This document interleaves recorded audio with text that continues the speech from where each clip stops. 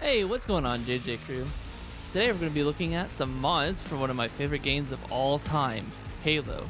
So make sure to hit that subscribe button and smash the like so you can be sure to see more videos of these in the future. The mods we'll be looking at today specifically are for the Master Chief Collection on PC.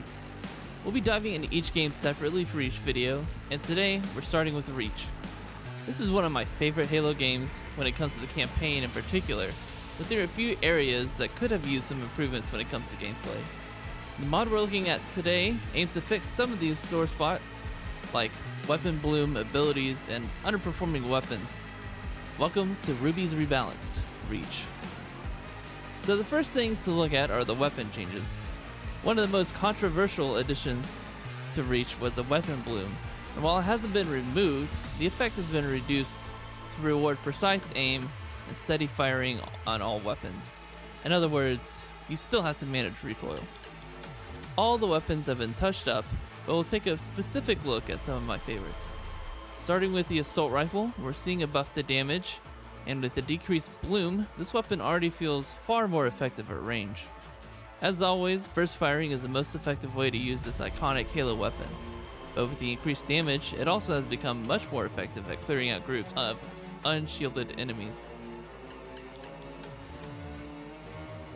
The pistol, or Magnum, has also received a damage buff, and even has the ability to do more damage to vehicles, making it feel more like the Halo Combat Evolved pistol. With the decreased bloom, you can also fire it much more quickly and accurately.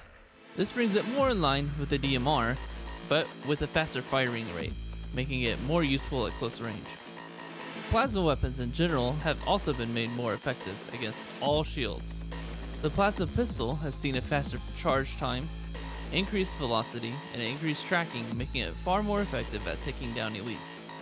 The plasma repeater has increased damage, rate of fire, and projectile speed, but also overheats more quickly. The Needler has an increased tracking range, super combine radius, and has even been made to work on hunters and shields. It's also received an EMP effect with its super combine, but the bullets are also not as able to track targets, so that it's not completely OP.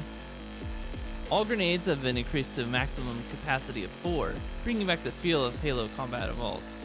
The plasma grenade has also seen an increased explosion radius and an EMP radius, and also guarantees a kill to whatever it sticks.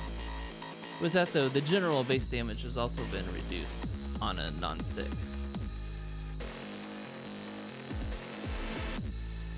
The turrets have also seen an overhaul in terms of accuracy, damage, and movement, so it will better match your aim speed.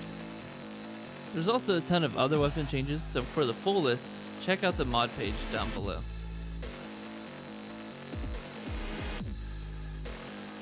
Now it's time to talk about AI tweaks.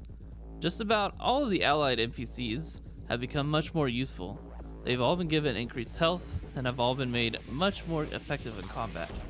Troopers and ODST in particular. My favorite change is that you can now swap weapons with the rest of the Noble team. That's great because they're basically invincible enemies and you can give them the most powerful weapons in game without them having to worry about them killing themselves. They're also much more aggressive. On the Covenant side of things, armor colors have been swapped to be more accurate to previous games, Halo Combat Evolved in particular. Elites and Brutes have increased health, and Brutes have been given increased melee damage. The number of enemies and allies in specific encounters has also been increased significantly. The opening of Tip of the Spear is a great example of this. It really gives you the impression of assaulting a military defensive position. Vehicles have also seen quite the overhaul with this mod. For one thing, you can now shoot the turrets off of dropships much more easily. Almost all vehicles have been given increased health. The Wraith has been given increased speed, acceleration, and accuracy, meaning you can be much more aggressive with it. The Revenant has also received increased mortar damage and can fire more quickly. The Scorpion tank has received buffs all around in terms of movement speed, and the driving controls have been changed to more closely match the Warthog instead of the independent controls of maneuvering and aiming. This can either be a good thing or a bad thing. I've had issues with both. The turret also more closely matches your aim speed, making it easier to take down targets. The final changes we'll look at are equipment changes. Equipment was a new mechanic that was added in Halo Reach, and this mod makes a lot of changes to make the equipment more useful. Nearly all equipment has seen increased recharge time with almost no delay after use.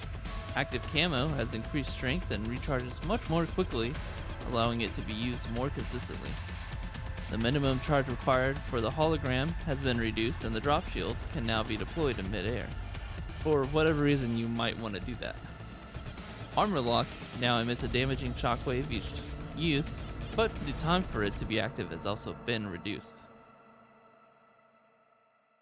Unfortunately, there are also a number of bugs with the mod in its current state, which is, for this recording, version 2.3.0.1. For starters, you can't watch the opening cutscene as it sends you back to the opening menu. Occasionally the AI will glitch out and just start standing around, not knowing what to do with itself.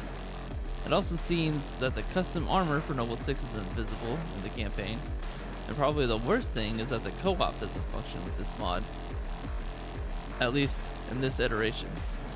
The game has also crashed on me after alt-tabbing out, and I had to restart my PC in order to relaunch the game.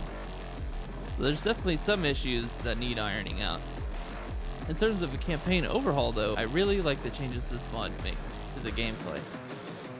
It really helps the things to feel fresh, and at the same time, more in line with the previous Halo games. That said, you can run into the occasional roadblock because of the additional enemies thrown into a particular encounter. The mod author Ruby of Blue has more rebalanced mods for Halos 1 through 3, so we'll be taking a look at those in the coming weeks.